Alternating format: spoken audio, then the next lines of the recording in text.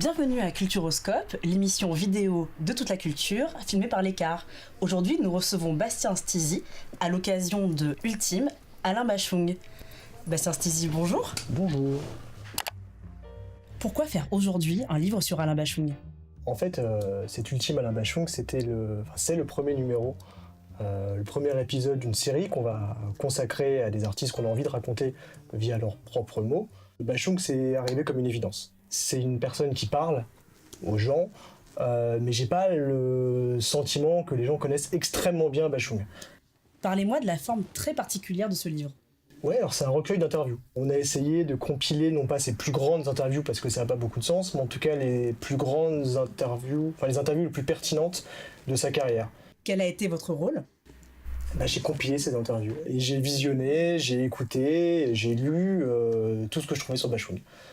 Forcément, les dernières années ont été plus faciles à trouver que les premières, parce que Bachung, avant les années 80, c'est pas grand monde.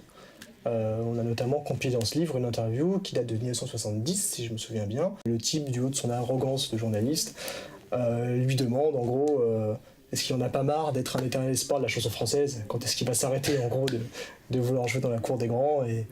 Et voilà, on a essayé en gros de cumuler des interviews de ce genre un petit peu plus underground, on va dire, et des interviews plus célèbres, notamment la dernière en fait de Bachung en public, qui est l'interview que donne Nagui aux Victoires de la musique en 2009, quelques semaines avant son décès. Comment avez-vous choisi, sélectionné ces interviews, ces discussions ? On a essayé de trouver une interview pour chaque période, en calant dans tout ça quelques entretiens un petit peu plus axés sur différentes choses. On a notamment calé une interview des Inrocks en 95, qui est vraiment focus sur la jeunesse de Bachung.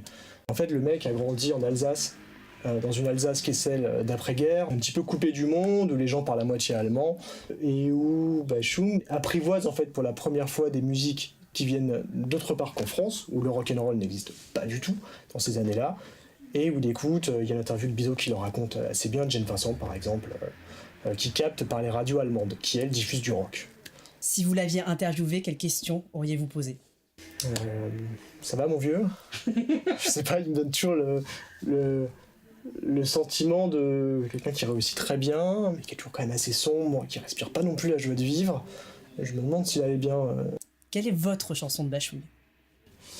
L'album que j'ai le plus réécouté en travaillant sur ce recueil, ça a été L'Imprudence, son avant-dernier album, qu'il a défendu en live à travers des concerts vraiment gargantuesques, quoi. Enfin, vraiment avec une armée de musiciens autour de lui. Après, le morceau que j'ai toujours préféré de Bachung, c'est Faisons envie, qui apparaît sur le dernier album de Bachung, avec notamment ces phrases, Faisons envie jusqu'au dégoût.